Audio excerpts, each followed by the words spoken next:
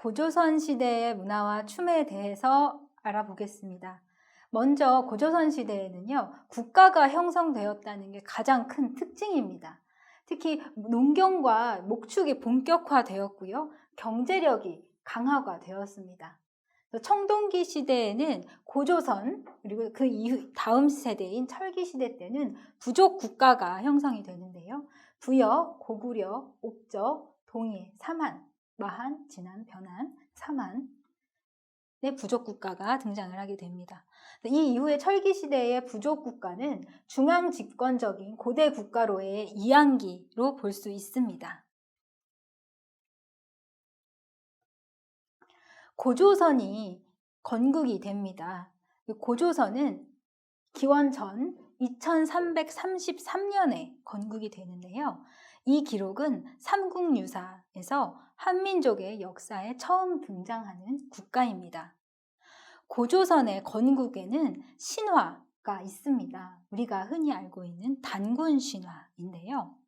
고조선의 시조 이 단군은 하늘의 신 환인의 서자 환웅의 아들입니다. 이 환웅은 하늘에서 땅으로 내려와 웅녀와 인연을 맺고 단군을 아들로 얻었습니다. 단군은 후에 아사다를 수도로 하는 나라 조선을 건국했다는 우리나라 이런 단군 신화가 존재를 하는데요. 여기서 이 환웅이 인연을 맺은 이 웅녀는 신화에 따르면 곰이 마늘과 쑥을 가지고 동굴로 들어가서 100일 동안 마늘과 쑥을 먹으면서 지내니 사람으로 변했다라는 단군 신화에는 나와 있지만 학자들의 말로는 그런 일은 있을 수 없다. 그러니까 곰을 주신으로 모시는 부족의 여인과 인연을 맺은 것이 이렇게 신화로 된 것이 아닌가라는 학자들의 주장이 있습니다. 삼국유사에 따르면 고조선은 하나의 조선만 있었던 것은 아니고요.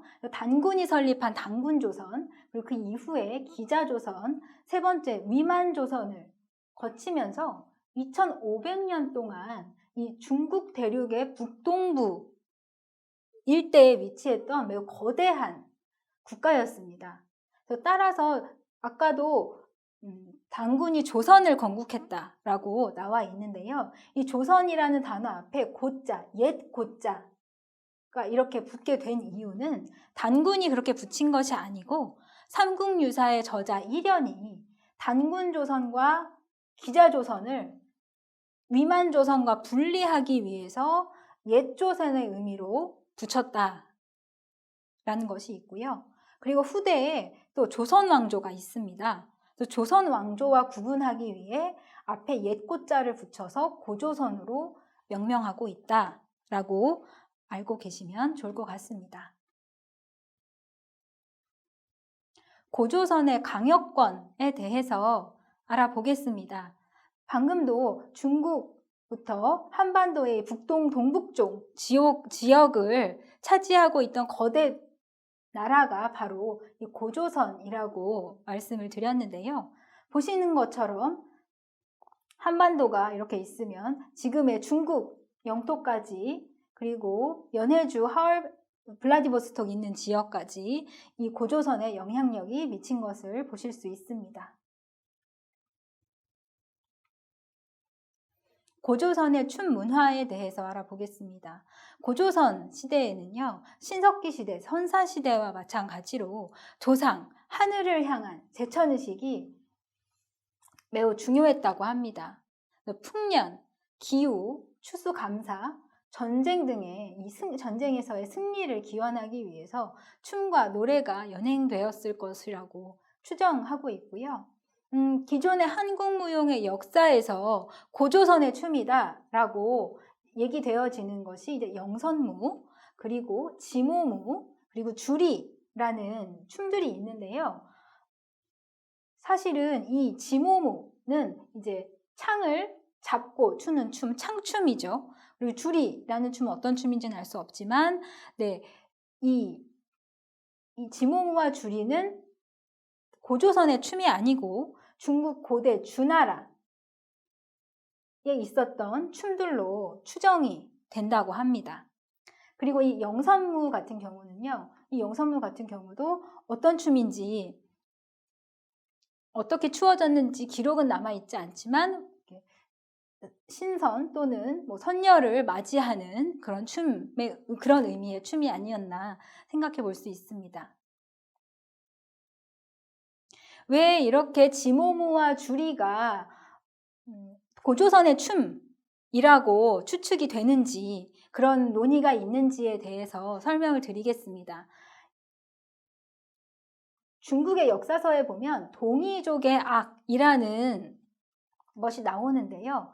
우리 한민족을 때로는 동이족이라고 중국의 역사서에 등장을 하기 때문에 여기에 동이족의 악이라고 나와 있기 때문에 이 지모무와 주리는 한민족의 춤이구나 라고 이제 인식이 되어 왔는데, 이 동이족 보시면 이 문자 그대로 보시면 동쪽에 오랑캐, 그래서 중국을 중심으로 한민족이 동쪽에 위치해 있었기 때문에 동이라는 말도 있고요. 이 이자를 자세히 보시면 이렇게 생겼거든요.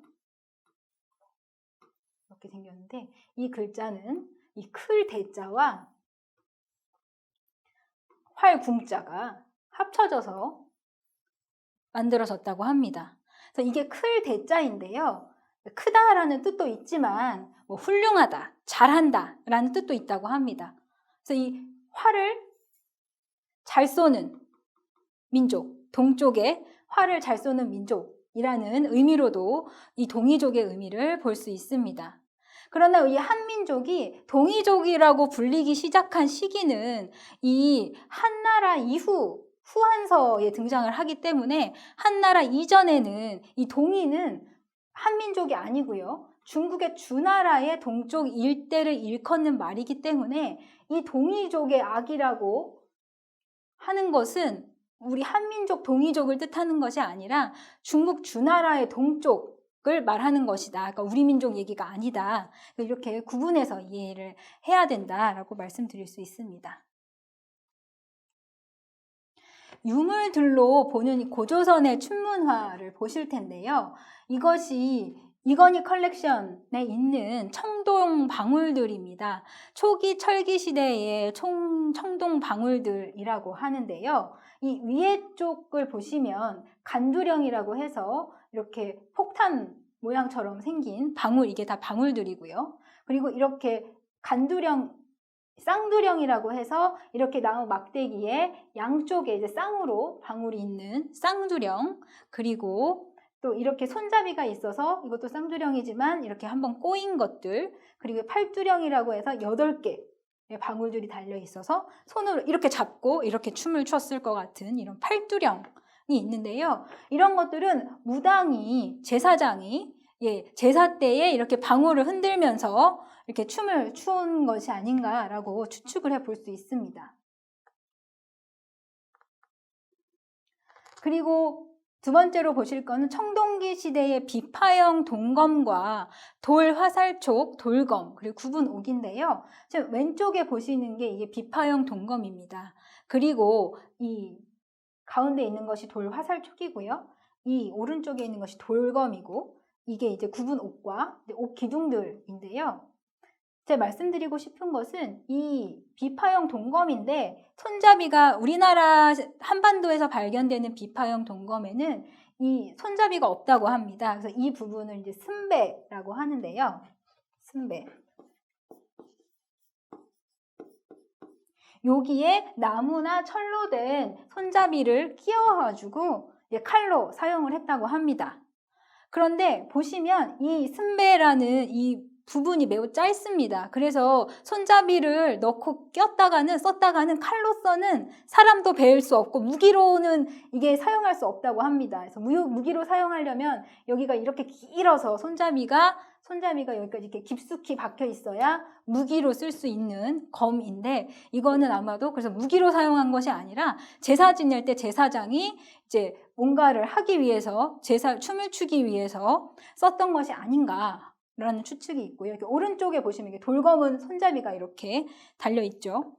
그리고 이런 구분 옥들, 옥들은 이걸 꿰면 목걸이처럼 이렇게 걸 수 있다고 합니다. 그래서 제사장이 다르게 좀 이렇게 높은 분들이 옥으로 장신구를 만든 출토품으로 볼 수 있습니다. 이렇게 유물로 보는 고조선의 문화를 보셨는데요.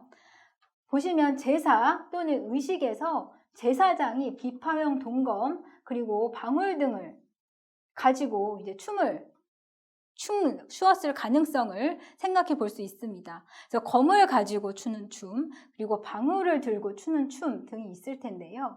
현재의 굿에서 무당들이 칼이나 방울 등의 다양한 무구를 들고 춤을 추는 것으로 이제 미루어 보아서 고조선의 춤이 이렇게 지금 현재의 무당들이 이렇게 추었던 춤들과 비슷하지 않을까 하는 그렇게 유추해 볼 수 있을 것입니다.